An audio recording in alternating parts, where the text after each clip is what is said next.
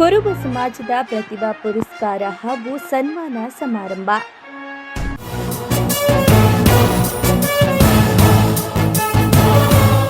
ಪಟ್ಟಣದ ಎಸ್ಎಸ್ಕೆ ಸಮುದಾಯ ಭವನದಲ್ಲಿ ತಾಲೂಕು ಕುರುಬ ಸಮಾಜ ವತಿಯಿಂದ ಪ್ರತಿಭಾ ಪುರಸ್ಕಾರ ಹಾಗೂ ಅಭಿನಂದನಾ ಸಮಾರಂಭ ಅತ್ಯಂತ ವಿಜೃಂಭಣೆಯಿಂದ ನೆರವೇರಿತು. ಕಾಗಿನೆಲೆ ಮಠದ ಪರಮಪೂಜ್ಯ ಶ್ರೀ ಈಶ್ವರಾನಂದ ಸ್ವಾಮೀಜಿಯವರ ದಿವ್ಯ ಸಾನ್ನಿಧ್ಯದಲ್ಲಿ ನಡೆದ ಈ ಕಾರ್ಯಕ್ರಮದಲ್ಲಿ ಪ್ರತಿಭಾವಂತ ವಿದ್ಯಾರ್ಥಿಗಳನ್ನು ಹಾಗೂ ಸಮಾಜದ ಸಾಧಕರನ್ನು ಸನ್ಮಾನಿಸಿ ಗೌರವಿಸಲಾಯಿತು. ಕಾರ್ಯಕ್ರಮದ ದಿವ್ಯ ಸಾನ್ನಿಧ್ಯ ವಹಿಸಿ ಆಶೀರ್ವಚನ ನೀಡಿದ ಶ್ರೀ ಕ್ಷೇತ್ರ ಕಾಗಿನೆಲೆ ಮಠದ ಶ್ರೀ ಈಶ್ವರಾನಂದ ಪುರಿ ಸ್ವಾಮೀಜಿಯವರು, ಶಿಕ್ಷಣ ಮತ್ತು ಧಾರ್ಮಿಕ ಚಿಂತನೆಗಳು ಸಮಾಜದ ಎರಡು ಕಣ್ಣುಗಳಿದ್ದಂತೆ. ಮಕ್ಕಳಿಗೆ ಕೇವಲ ಆಸ್ತಿ ಮಾಡುವುದಕ್ಕಿಂತ ಮಕ್ಕಳನ್ನೇ ಉತ್ತಮ ಆಸ್ತಿಯನ್ನಾಗಿ ರೂಪಿಸಲು ಒಳ್ಳೆಯ ಶಿಕ್ಷಣ ಮತ್ತು ಸಂಸ್ಕಾರ ನೀಡಬೇಕು. ಶಿಕ್ಷಣ ಮತ್ತು ಧಾರ್ಮಿಕ ಚಿಂತನೆಗಳು ಸಮಾಜದ ಎರಡು ಕಣ್ಣುಗಳಿದ್ದಂತೆ. ಮಕ್ಕಳು ಸಂಸ್ಕಾರಯುತ ಶಿಕ್ಷಣವನ್ನು ಪಡೆದು ಉನ್ನತ ಮಟ್ಟಕ್ಕೇರಬೇಕು. ಕ್ರಾಂತಿವೀರ ಸಂಗೊಳ್ಳಿ ರಾಯಣ್ಣ ಹಾಗೂ ಮಹಾತ್ಮ ಕನಕದಾಸರ ತತ್ವ ಸಿದ್ಧಾಂತಗಳನ್ನು ಪ್ರತಿಯೊಬ್ಬರೂ ಜೀವನದಲ್ಲಿ ಅಳವಡಿಸಿಕೊಳ್ಳಬೇಕು ಎಂದು ತಿಳಿಸಿದರು. ಇದು ರಾಜಕೀಯ ಸಭೆಯಲ್ಲ, ಇದು ರಾಜಕೀಯ ಸಭೆಯೂ ಅಲ್ಲ, ರಾಜಕೀಯ ಮಾತನಾಡೋದು ಅಲ್ಲ. ಎಲ್ಲರೂ ತಮ್ಮ ರಾಜಕೀಯವನ್ನು ಮರೆತು ಇದು ನನ್ನ ಸಮಾಜ, ಇದು ನನ್ನ ಕಾರ್ಯಕ್ರಮ ಅಂತೇಳಿ ಮುಖಂಡರ ಒಂದು ಒಗ್ಗಟ್ಟು ಪ್ರದರ್ಶನ ಇದೆಯಲ್ಲ, ಇದು ಈ ರಾಜ್ಯಕ್ಕೆ ಒಂದು ಉತ್ತಮವಾಗಿರುವಂತಹ ಸಂದೇಶ ಅಂತೇಳಿ ನಾನು ಹೇಳಲಿಕ್ಕೆ ಬಯಸ್ತೀನಿ. ಇಲ್ಲ ಅಂತ ಹೇಳಿದ್ರೆ ನನ್ನ ನಾಯಕರು ಬರಲಿಲ್ಲ, ಅವ್ರು ಬರಲಿಲ್ಲ ಅಂತೇಳಿ ಈ ಕಾರ್ಯಕ್ರಮವನ್ನು ಹಾಳು ಮಾಡುವಂತ ಅನೇಕ ಸಂಘಟನೆಗಳು ನಮ್ಮ ಮುಂದೆ ಇದ್ದಾವೆ.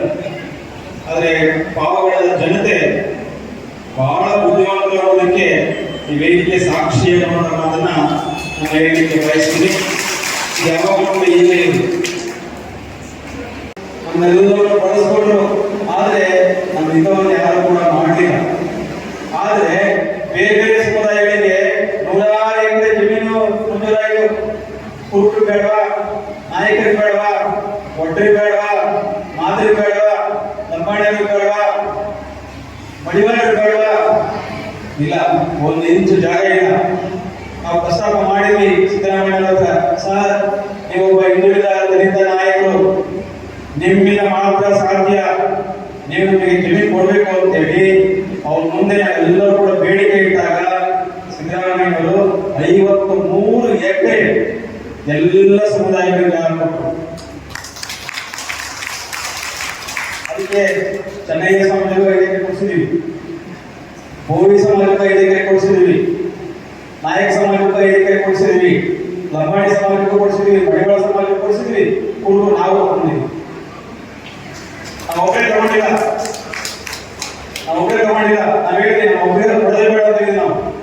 ನಮಗೆ ಕೊಡೋದಾದ್ರೆ ಬೇಡವೇ ಬೇಡ ಅಂತ ಹೇಳಿದ್ವಿ. ಎಲ್ಲ ಸಮುದಾಯಗಳು ಕೊಡೋದಾದ್ರೆ ನಮ್ಮನ್ನ ಸೇರಿಸಿ ಅಂತೇಳಿ ಸಿದ್ದರಾಮಯ್ಯ ಹೇಳಿದ್ವಿ. 53 ಎಕರೆ ಬೆಂಗಳೂರಿನಲ್ಲಿ ತಾವರೆಕೆರೆ ಮಾಗಡಿ ರೋಡಲ್ಲಿ ಇವತ್ತು 53 ಎಕರೆ ಜಮೀನು ಇದೆ. ತಿಮ್ಮರಾಯರು ಹೋಗಿ ನೋಡ್ಕೊಂಡ್ ಬಂದ್ವಿ.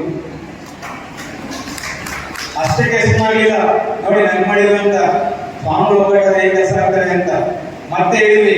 ಸರ್ ಬರೀ ಜಮೀನು ಕೊಟ್ಟರೆ ಸಾಲಲ್ಲ, ದುಡ್ಡು ಯಾರು ಕೊಡ್ತಾರೆ ಅಂತ ಹೇಳಿದ್ವಿ. ಈ ಸ್ವಾಮಿಗಳು ನನಗೆ ಬೆಳೆ ಕಾಣಲ್ಲ ಅಂತೇಳಿ 113 ಕೋಟಿ ರೂಪಾಯಿ ಹಣವನ್ನ ಎಲ್ಲ ಸಮುದಾಯಗಳು ಕೊಟ್ಟರು. ಆದ್ರೆ ವಿಷಾದ ಏನು ಅಂತ ಹೇಳಿದ್ರೆ SC/ST ಸಮಾಜಕ್ಕೆ ದೊಡ್ಡ ಬಿಡುಗಡೆ ಆಗಿದೆ. ವೆಂಕಟೇಶ್ವರ ಹೇಳಬೇಕು. ಯಾಕೆ ಅಂತ ಹೇಳಿದ್ರೆ SC ಮತ್ತು ST ಸಮುದಾಯಗಳಿಗೆ ಮಾತ್ರ ಹಣ ಬಿಡುಗಡೆ ಆಗಿಲ್ಲ, ಆಡಲಾಯಿತು 113 ಕೋಟಿ ನಾವೆಲ್ಲ ತಗೊಂಡ್ವಿ. ಯಾಕಂದ್ರೆ ಹಿಂದುಳಿದ ಇಲಾಖೆಗೆ ಕೊಟ್ಟಿದ್ರು, ನಾವು ಸ್ವಲ್ಪ ಪ್ರಯತ್ನ ಮಾಡಿ ನಾವು ತಗೊಂಡ್ವಿ. ಆದ್ರೆ SC/ST ಸಮುದಾಯಕ್ಕೆ ಹಣ ಸಿಕ್ಕಿಲ್ಲ. ನಾವು ಕೂಡ DK ಶಿವಕುಮಾರ್ ಹೇಳಿದ್ವಿ, ಸರ್ ನಾವು ತಗೊಂಡಿದ್ವಿ, ನಮ್ಮ SC/ST ಸಮುದಾಯಕ್ಕೆ ಕೊಡಿಲ್ಲ ಅಂತ ಹೇಳಿದ್ರೆ ನಮ್ಮ ಹಣ ನಾವು ವಾಪಸ್ ಕೊಡ್ತೀವಿ ಅಂತ ಕೂಡ ನಾವು ಹೇಳಿದ್ದೀವಿ. ಹಾಗೆ ಅದಕ್ಕೆ ನಾವು ಸ್ವಾಮಿಗಳೆಲ್ಲ ಒಗ್ಗಟ್ಟಾಗಿದ್ದೀವಿ. ನೀವು ಎಲ್ಲ ಹಿಂದುಳಿದ ದಲಿತ ಸಮುದಾಯ ನಾಯಕರುಗಳು ಸಮಾಜ ಒಗ್ಗಟ್ಟಾಗ್ಬಿಟ್ರೆ ದೊಡ್ಡ ಶಕ್ತಿ ನಿಮ್ಮ ಸಮಾಜಕ್ಕೆ ಬರುತ್ತೆ. ನಾವೆಲ್ಲರೂ ಒಟ್ಟಾಗಿ ನಡೆಯುವಂತ ಪ್ರಯತ್ನ ಆಗುತ್ತೆ ಅನ್ನೋದನ್ನ ನಾನು ಸಾಂಕೇತಿಕವಾಗಿ ಹೇಳಿದಷ್ಟೇ ಬೇಸಿದಾಗಿ. ನಮ್ಮ ವೆಂಕಟೇಶ್ವರ ಬೇರೆ ಅಲ್ಲ. ನಾವು ಅವ್ರನ್ನ ನಮ್ಮ ಶಾಸಕರು ಅಂತ ಹೇಳ್ತೀವಿ. ಯಾಕೆ ಅಂತ ಹೇಳಿದ್ರೆ ಒಬ್ಬ ಹಿಂದುಳಿದ ಸಮುದಾಯಗಳನ್ನ ಪ್ರತಿನಿಧಿಸುವಂತಹ, ಹಿಂದುಳಿದ ಸಮುದಾಯಗಳ ಪರವಾಗಿ ಮಾತನಾಡುವಂತಹ, ಅವರ ಅಭಿವೃದ್ಧಿ ಪರ ಚಿಂತನೆ ಮಾಡುವಂತಹ ನಾಯಕತ್ವ ನಮಗೆ ಬೇಕಾಗಿದೆ. ಇದು ಸಂಸ್ಕಾರ ಅಲ್ಲ, ಇದು ವ್ಯಕ್ತಿತ್ವ ಅಲ್ಲ.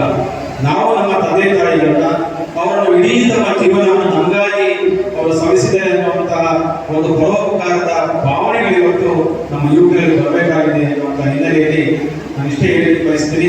ಇವತ್ತು ಒಳ್ಳೆ ಕಾರ್ಯಕ್ರಮವನ್ನ ನಮ್ಮ ಗುರು ಸಮಾಜದ ಬಳಗದವರು ಮಾಡಿದ್ದಾರೆ. ಬಹಳ ಇಷ್ಟವಾದ ಕಾರ್ಯಕ್ರಮ ಇದೆ. ಬಹಳ ಇಷ್ಟವಾದ ಕಾರ್ಯಕ್ರಮ ಅಂತ ಹೇಳಿದ್ರೆ ಬಹುಶಃ ನಮ್ಮ ಮಠದಲ್ಲಿ ನಾವು ಮಠಾಧಿಪತಿಯಾಗಿ ಅಧಿಕಾರ ಸ್ವೀಕಾರ ಮಾಡಿದಾಗ ನಮ್ಮ ಮೊದಲನೇ ಕಾರ್ಯಕ್ರಮನೇ ಪ್ರತಿಭಾ ಪುರಸ್ಕಾರ. ಕಳೆದ 24 ವರ್ಷಗಳಿಂದ ನಾವು ಮಾಡ್ತಾ ಇದ್ದೀವಿ. ಕಳೆದ 24 ವರ್ಷದಿಂದ ಕೆಲವು ಜಿಲ್ಲೆಗಳಲ್ಲಿ ಅಂತ ಹೇಳಿದ್ರೆ ಯಾಕೋ ತೃಪ್ತಿಪಡಿಸೋಕ್ಕೋಸ್ಕರ ಕಾರ್ಯಕ್ರಮ ಮಾಡ್ತಾರೆ, ಯಾರೋ ಮನವೊಲಿಸೋಕ್ಕೋಸ್ಕರ ಕಾರ್ಯಕ್ರಮ ಮಾಡ್ತಾರೆ. ಒಂದು ವರ್ಷ ಮಾಡ್ತಾರೆ, ಒಂದು ವರ್ಷ ಬಿಡ್ತಾರೆ. ಆತರ ನಾವು ಯಾವತ್ತೂ ನಮ್ಮ ಶ್ರೀಮಠ ಮಾಡಿದ 2002ರಲ್ಲಿ ಪ್ರಾರಂಭ ಆದಂತಹ ಪ್ರತಿಭಾ ಪುರಸ್ಕಾರ 30 ಮಕ್ಕಳು ಬಂದಿದ್ರು. ಇವತ್ತು 1300 ಜನ ಮಕ್ಕಳು ನಮ್ಮ ಕಾರ್ಯಕ್ರಮದಲ್ಲಿ ಭಾಗಿಯಾಗ್ತಾ ಇದ್ದಾರೆ. ಇದು ಒಂದು ಬದ್ಧತೆ ಇರಬೇಕು ಸಮಾಜದಲ್ಲಿ. ಜಿಲ್ಲೆಯಲ್ಲೊಬ್ಬರು ಪ್ರಿಯಾಂಕಾ ಅಂತ ಹೇಳಿ ನಮ್ಮ ಕಾಳಿದಾಸ ಹೈಸ್ಕೂಲ್ನ ಒಬ್ಬ ಉಪನ್ಯಾಸಕರು ನಿಜರು ಪ್ರಿಯಾಂಕಾ ಅಂತ ಹೇಳಿ. ಹಾಗೆ ತೆಲಂಗಾಣದಲ್ಲಿ ಅಸಿಸ್ಟೆಂಟ್ ಕಮಿಷನರ್ ಈಗ. ಹಾಗೆ UPSC ಪಾಸ್ ಆದ್ಮೇಲೆ ನಾವು ಸನ್ಮಾನ ಮಾಡಕ್ಕೆ ಯಾಕಂದ್ರೆ ಕರೆದಿದ್ವಿ ಮಠಕ್ಕೆ, ಶ್ರೀಮಠಕ್ಕೆ ಆಕೆ ಬಂದಿದ್ಲು. ಹಾಗೆ ಮಾತನಾಡುವಾಗ ಒಂದು ಮಾತು ಹೇಳಿದ್ರು, ನಾನು ಯಾವುದೇ ತರಬೇತಿ ಕೇಂದ್ರಕ್ಕೆ ಹೋಗಿಲ್ಲ, ಯಾವುದೇ IAS ತರಬೇತಿ ಕೇಂದ್ರಕ್ಕೆ ನಾನು ಹೋಗಲಿಲ್ಲ. ನಾನು ಮನೆಯಲ್ಲೇ ಕುಳಿತುಕೊಂಡು ಪ್ರಜಾವಾಣಿ ಪತ್ರಿಕೆ ಓದ್ಕೊಂಡು ನಾನು IAS ಪಾಸ್ ಮಾಡಿದ್ದೀನಿ ಅಂತ ಹೇಳಿದ್ದಾರೆ. ಕೇವಲ ಪ್ರಜಾವಾಣಿ ಪತ್ರಿಕೆ 2 ಲಕ್ಷ 3 ಲಕ್ಷ ಖರ್ಚುಕೊಳ್ಳಾಗತ್ತೆ ಏನಿಲ್ಲ. ಪ್ರಜಾವಾಣಿ ಪತ್ರಿಕೆ, ಇಂಗ್ಲಿಷ್ ಪತ್ರಿಕೆ, ದಿನಪತ್ರಿಕೆಗಳನ್ನ ಓದ್ಕೊಂಡೇನೆ IAS ಮಾಡಿರುವಂತಹ ಪ್ರತಿಭೆಗಳು ನಮ್ಮ ಸಮಾಜದಲ್ಲಿ ಹೀಗೆ ಪೋಷಕರು. ಕಾರ್ಯಕ್ರಮವನ್ನು ಉದ್ಘಾಟಿಸಿ ಮಾತನಾಡಿದ ತುಮಕೂರು ಜಿಲ್ಲಾ ಹಾಲು ಉತ್ಪಾದಕರ ಸಹಕಾರ ಸಂಘಗಳ ಒಕ್ಕೂಟದ ಅಧ್ಯಕ್ಷರು ಹಾಗೂ ಶಾಸಕರಾದ HV ವೆಂಕಟೇಶ್ ರವರು ವಿದ್ಯಾರ್ಥಿಗಳು ಕೇವಲ ಅಂಕಗಳಿಗೆ ಸೀಮಿತವಾಗದೆ ಸಮಾಜಮುಖಿ ಚಟುವಟಿಕೆಗಳಲ್ಲಿಯೂ ಸಕ್ರಿಯವಾಗಿ ತೊಡಗಿಸಿಕೊಂಡು ಸಮಾಜದ ಸರ್ವಾಂಗೀಣ ಅಭಿವೃದ್ಧಿಗೆ ತಮ್ಮದೇ ಆದ ಕೊಡುಗೆ ನೀಡಬೇಕು. ಗ್ರಾಮೀಣ ಭಾಗದ ಪ್ರತಿಭಾವಂತ ಮಕ್ಕಳಿಗೆ ಅಗತ್ಯ ಸೌಲಭ್ಯ ಹಾಗೂ ಸೂಕ್ತ ವೇದಿಕೆ ಕಲ್ಪಿಸಲು ಸರ್ಕಾರ ಮತ್ತು ನಾವು ಸದಾ ಬದ್ಧರಾಗಿದ್ದೇವೆ. ಸಮಾಜ ನೀಡುವ ಪ್ರೋತ್ಸಾಹ ಹಾಗೂ ನೆರವನ್ನ ಸದುಪಯೋಗಪಡಿಸಿಕೊಂಡು ಉನ್ನತ ಸಾಧನೆ ಮಾಡುವ ಮೂಲಕ ತಾಲೂಕಿಗೆ ಕೀರ್ತಿ ತರಬೇಕು. YN ಹೊಸಕೋಟೆಯ ಬೀರಲಿಂಗೇಶ್ವರ ದೇವಸ್ಥಾನದ ಅಭಿವೃದ್ಧಿಗೆ ಅಗತ್ಯವಿರುವ ಅನುದಾನವನ್ನ ಈಗಾಗಲೇ ಮಂಜೂರು ಮಾಡಿಸಿದ್ದೇನೆ. ಸಮುದಾಯದ ಮುಖಂಡರು ಹಾಗೂ ಸಮಾಜದ ಬಂಧುಗಳು ನನ್ನ ಬಳಿ ಏನೇನು ಬೇಡಿಕೆಗಳನ್ನು ಇಟ್ಟಿದ್ದಾರೋ ಆ ಎಲ್ಲ ಕೆಲಸಗಳನ್ನು ಪ್ರಾಮಾಣಿಕವಾಗಿ ಈಡೇರಿಸಿದ್ದೇನೆ. ಅಭಿವೃದ್ಧಿ ಕಾರ್ಯಗಳಿಗೆ ಮತ್ತು ಸಮುದಾಯದ ಏಳಿಗೆಗೆ ಅಗತ್ಯವಿರುವ ಸಂಪೂರ್ಣ ಬೆಂಬಲವನ್ನು ಮುಂಬರುವ ದಿನಗಳಲ್ಲಿಯೂ ನೀಡಲಾಗುವುದು. ತಾಲೂಕಿನ ಪ್ರತಿಯೊಂದು ಗ್ರಾಮದಲ್ಲೂ ಮೂಲ ಸೌಕರ್ಯಗಳನ್ನು ಬಲಪಡಿಸಲು ಶ್ರಮಿಸಲಾಗುತ್ತಿದ್ದು, ಸಮಾಜದ ಪ್ರತಿಯೊಬ್ಬರೂ ಒಗ್ಗಟ್ಟಿನಿಂದ ಶ್ರಮಿಸಿ ತಾಲೂಕಿನ ಸರ್ವಾಂಗೀಣ ಪ್ರಗತಿಗೆ ಕೈಜೋಡಿಸಬೇಕು ಎಂದು ತಿಳಿಸಿದರು.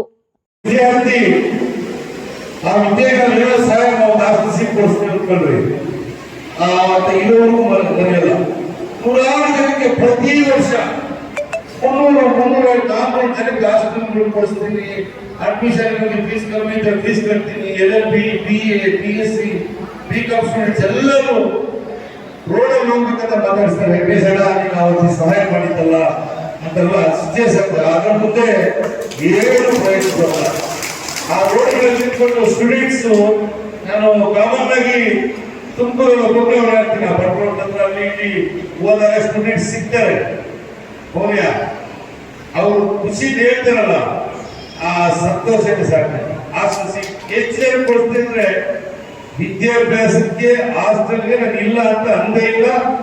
ನಾನು ಹಾಸ್ಟೆಲ್ ಸೀಟ್ ಕೊಡಿಸೋರು ನಾನು ಇವತ್ತು, ಯಾಕಂದ್ರೆ ಒಬ್ಬ ವಿದ್ಯಾರ್ಥಿ ತಗೊಂಡ್ಬಂದಿರೋದು ಅವರ ಪರಿಶ್ರಮ ಹೆಂಗಿರ್ಬೇಕು ಸ್ವಲ್ಪ ಎಲ್ಲ ಯೋಚನೆ ಮಾಡಬೇಕು. ಏಕಂ ಬಡವರಾಗೇ ಇರ್ಬೇಕಂತ ಏನೂ ಇಲ್ಲ. ಬಡತನದಿಂದ ಬಂದು ಈಗ ಒಳ್ಳೆ ಸಂಸ್ಥೆಯನ್ನ ಕಟ್ಟಿ ಒಳ್ಳೆ ಹೆಸರು ತಗೊಂಡಿದ್ದಾರೆ. ಅವ್ರನ್ನ ನಿದರ್ಶನ ತಗೊಂಡು ಸಾಕು. ನಾವು ಯಾರು ಬಡವರಾಗಿ ಇರಲ್ಲ, ಶ್ರೀಮಂತರಾಗಿ ಸಾಧ್ಯನೇ ಇಲ್ಲ.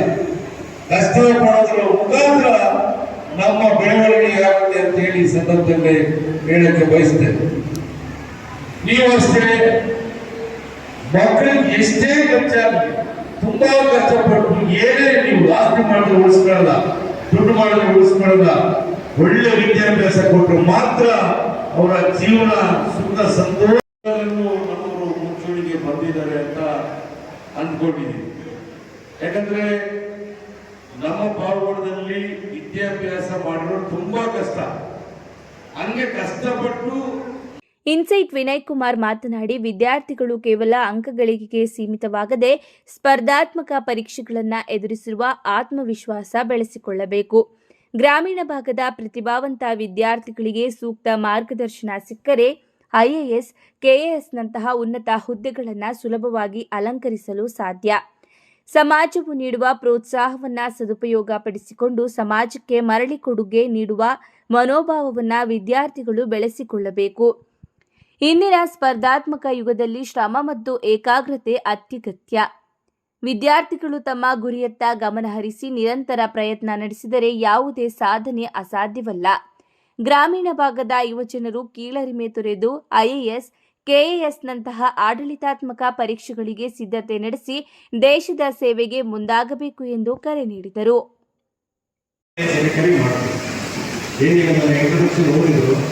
ಅವರು ಕೂಡ ಐಎಎಸ್ ಅಧಿಕಾರಿ ಮಾಡುವಂಥ ಜವಾಬ್ದಾರಿ ನಾವು ಹೊತ್ಕೊಳ್ತೀವಿ. ಸುಮಾರು ರಾಜ್ಯದ 14 ಜಿಲ್ಲೆಗಳು ಇವತ್ತು ನಮ್ಮ ವಿದ್ಯಾರ್ಥಿಗಳು SP, ಜಿಲ್ಲಾ ಪಂಚಾಯತ್ CEO, ಮುನ್ಸಿಪಲ್ ಕಮಿಷನರ್ ಆಗಿದ್ದಾರೆ. ಬಟ್ ನೋವಿನ ಸಂಗತಿ ಏನಂತಂದ್ರೆ, ಒಂದು ಅತ್ಯಂತ ಹಿಂದುಳಿದ ಸಮಾಜಕ್ಕೆ ಸೇರಿದಂಥ ನಾವು ಪೂರ್ವ ಸಮಾಜದವರು ನಮ್ಮ ಮಕ್ಕಳಲ್ಲಿ ಅಲ್ಪತೃಪ್ತಿ, ಹೆಂಗೆ ಎಲ್ಲ ಪೋಷಕರಲ್ಲಿ ಒಂದು ಅಲ್ಪತೃಪ್ತಿ ಇತ್ತು, ಅದೇ ರೀತಿ ಮಕ್ಕಳಲ್ಲೂ ಕೂಡ ಅಲ್ಪತೃಪ್ತಿ. ನೀವು ಉದ್ಯೋಗಕ್ಕೆ ಪ್ರಯತ್ನ ಮಾಡಿ ಅಂತಂದ್ರೆ ನಾನು PSI ಆಗ್ತೀನಿ, ಟೀಚರ್ ಆಗ್ತೀನಿ, ಯಾವುದಾದ್ರು ಸರ್ಕಾರಿ ನೌಕರಿ ಸಿಕ್ಕರೆ ಸಾಕು ಅಂತ ಅಷ್ಟೇ ರೀತಿಯಲ್ಲಿ ರಾಮನವರು ಒಂದು 2 ವಾರ ಹೇಳ್ತಾರೆ. ಅತ್ಯಂತ ಹಿಂದುಳಿದ ಸಮಾಜಗಳಿಗೆ ಕಾಡ್ತಾ ಇರುವಂತಹ ದೊಡ್ಡ ಹೊತ್ತು ಅಲ್ಪತೃಪ್ತಿ. ಎರಡನೇದು ಬಿಎಂಟಿಸಿ ಉಪಾಧ್ಯಕ್ಷರಾದ ನಿಕೇತ್ ರಾಜ್ ಮೌರ್ಯರವರು ಮಾತನಾಡಿ, ಯುವಜನರು ತಮ್ಮ ಸಾಮರ್ಥ್ಯವನ್ನು ಗುರುತಿಸಿಕೊಂಡು ಸಮಾಜದ ಪ್ರಗತಿಗೆ ಶ್ರಮಿಸಬೇಕು. ಶಿಕ್ಷಣದಿಂದ ಮಾತ್ರ ಯಾವುದೇ ಸಮಾಜ ಅಥವಾ ಸಮುದಾಯದ ನೈಜ ಸಬಲೀಕರಣ ಸಾಧ್ಯ. ಸಮಾಜದ ಹಿರಿಯರು ಮತ್ತು ಸಂಘಟನೆಗಳು ನೀಡುತ್ತಿರುವ ಈ ಪ್ರೋತ್ಸಾಹವನ್ನು ವಿದ್ಯಾರ್ಥಿಗಳು ಸದುಪಯೋಗಪಡಿಸಿಕೊಂಡು ಉನ್ನತ ಮಟ್ಟಕ್ಕೆ ಬೆಳೆದು ಸಮಾಜದ ಕೀರ್ತಿಯನ್ನು ಹೆಚ್ಚಿಸಬೇಕು. ಇಂದಿನ ಬದಲಾಗುತ್ತಿರುವ ಕಾಲಘಟ್ಟದಲ್ಲಿ ಸಮಾಜದ ಐಕ್ಯತೆ ಮತ್ತು ಶಿಕ್ಷಣ ಅತ್ಯಂತ ಪ್ರಮುಖ ಶಕ್ತಿಯಾಗಿದೆ. ಶೋಷಿತ ಮತ್ತು ಹಿಂದುಳಿದ ವರ್ಗಗಳ ಯುವಕರು ತಮ್ಮ ಹಕ್ಕುಗಳ ಬಗ್ಗೆ ಅರಿವು ಮೂಡಿಸಿಕೊಂಡು ವೈಚಾರಿಕ ಹಾಗೂ ಸಾಮಾಜಿಕ ಜಾಗೃತಿಯೊಂದಿಗೆ ಮುನ್ನಡೆಯಬೇಕು. ಪ್ರತಿಯೊಬ್ಬ ವಿದ್ಯಾರ್ಥಿಯು ತಮ್ಮ ಯಶಸ್ಸಿನ ಜೊತೆಗೆ ತಮ್ಮ ಸಮುದಾಯದ ಬಡ ವಿದ್ಯಾರ್ಥಿಗಳಿಗೆ ಆಸರೆಯಾಗುವ ಮನೋಭಾವ ಬೆಳೆಸಿಕೊಳ್ಳಬೇಕು ಎಂದು ತಿಳಿಸಿದರು. ಎಲ್ಲ ಕಡೆ ನೋಡಿದ್ದೀವಿ. ನಮ್ಮ ತಾಲೂಕಿನಲ್ಲಿ ಕೂಡ ಅತಿ ಹೆಚ್ಚು ಕೊರಗಿರುವಂತಹ ಕ್ಷೇತ್ರಗಳಿವೆ. ಆ ಕ್ಷೇತ್ರಗಳಲ್ಲಿ ನೋಡಿದ್ದೀವಿ. ಆದರೆ ಒಂದು ಕನ್ನಡ ಸೇವೆಯನ್ನು ಮಾಡಿದ್ರೆ ಇಡೀ ರಾಜ್ಯವೇ ಬಾಯಿಗೆ ಬೆರಳಿಕೊಳ್ಳೋ ತರ ಯಾರಾದರೂ ಕನ್ನಡ ಸೇವೆಯನ್ನು ಮಾಡಿದ್ರೆ ಅದು ಪಾವಗಡ ಕುರುಬ ಸಮಾಜ ಮಾತ್ರ ಕಿತ್ತೂರಲ್ಲಿ ಆಗಲ್ಲ, ಚಿಕ್ಕನಹಳ್ಳಿಯಲ್ಲಿ ಆಗಲ್ಲ, ತುರುವೇಕೆರೆಯಲ್ಲಿ ಆಗಲ್ಲ, ತುಮಕೂರು ಸಿಟಿಲಿ ಕೂಡ ಆಗಲ್ಲ. ಪಾವಗಡದಲ್ಲಿ SS ಕಾರ್ಯಕ್ರಮದಲ್ಲಿ ಕರೆ ಜಯಂತಿ ಮಾಡ್ತಾರೆ ಅಂತಂದ್ರೆ ಆ SS ಕಾರ್ಯಕ್ರಮ ಪ್ರತಿ ದೊಡ್ಡ ಹಾಲಲ್ಲಿ ಅದೇ ಒಂದು ಕುರ್ಚಿನೂ ಖಾಲಿ ಇರಕ್ಕೆ ಸಾಧ್ಯ ಇಲ್ಲ. ಆ ಪ್ರಮಾಣದಲ್ಲಿ ಜನ ಸೇರ್ತಾರೆ. ನನಗೆ ಆಶ್ಚರ್ಯ ಆಗುತ್ತೆ.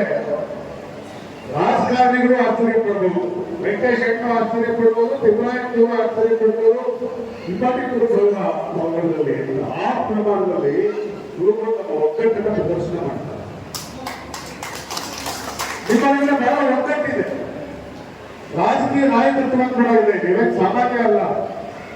ನಿಮ್ಮಲ್ಲಿ ಇವತ್ತು RC ರಂಗನಾಥ್ನವರು ಇಡೀ ತುಮಕೂರು ಜಿಲ್ಲಾ ಜನತಾದಳದ ಅಧ್ಯಕ್ಷರಾಗಿ ಅವರು ಕಾರ್ಯನಿರ್ವಹಿಸಿದ್ದಾರೆ. ಪಕ್ಷ ಯಾವ್ದಾದ್ರೂ ಇರಲಿ, ರಾಜಕೀಯವಾಗಿ ನಾವು ಬೇರೆ ದರದಲ್ಲಿದ್ದೀವಿ. ಆದ್ರೆ ಈ ಸಮಾಜದ ಒಬ್ಬ ಮುಖಂಡ ಜಿಲ್ಲಾಧ್ಯಕ್ಷ. ಎಸ್ಎಸ್ಕೆ ಸಂಘದ ಅಧ್ಯಕ್ಷರಾದ ಜಿ ಅನಿಲ್ ಕುಮಾರ್ ಅವರು ಮಾತನಾಡಿ, ಸಮಾಜದ ಪ್ರತಿಯೊಬ್ಬ ವಿದ್ಯಾರ್ಥಿಯು ಉನ್ನತ ಶಿಕ್ಷಣ ಪಡೆದು ಸಮಾಜದ ಮುಖ್ಯವಾಹಿನಿಗೆ ಬರಬೇಕು. ಪ್ರತಿಭಾವಂತ ವಿದ್ಯಾರ್ಥಿಗಳನ್ನು ಪ್ರೋತ್ಸಾಹಿಸುವ ಇಂತಹ ಕಾರ್ಯಕ್ರಮಗಳು ನಿರಂತರವಾಗಿ ನಡೆಯಬೇಕು ಎಂದು ಶುಭ ಹಾರೈಸಿದರು. ಜಿಲ್ಲಾ ಪಂಚಾಯಿತಿ ಮಾಜಿ ಉಪಾಧ್ಯಕ್ಷರಾದ ಆರ್ಸಿ ಅಂಜಿನಪ್ಪರವರು ಮಾತನಾಡಿ, ಸಮುದಾಯದ ಅಭಿವೃದ್ಧಿಗೆ ಶಿಕ್ಷಣವೇ ಮೂಲ ತಡಿಪಾಯ. ನಮ್ಮ ಗ್ರಾಮೀಣ ಭಾಗದ ಮಕ್ಕಳು ಪ್ರತಿಭಾವಂತರಾಗಿದ್ದರೂ ಸೂಕ್ತ ಅವಕಾಶಗಳ ಕೊರತೆ ಇದೆ. ಸಮಾಜದ ಹಿರಿಯರು ಮತ್ತು ಸಂಘಟನೆಗಳು ಸಂಘಟಿತವಾಗಿ ಯುವಜನರಿಗೆ ಅಗತ್ಯ ನೆರವು ಹಾಗೂ ಮಾರ್ಗದರ್ಶನ ನೀಡಿದಾಗ ಮಾತ್ರ ನಮ್ಮ ಸಮುದಾಯವು ಶೈಕ್ಷಣಿಕವಾಗಿ ಮತ್ತು ಆರ್ಥಿಕವಾಗಿ ಮುನ್ನಡೆಯಲು ಸಾಧ್ಯ ಎಂದು ತಿಳಿಸಿದರು.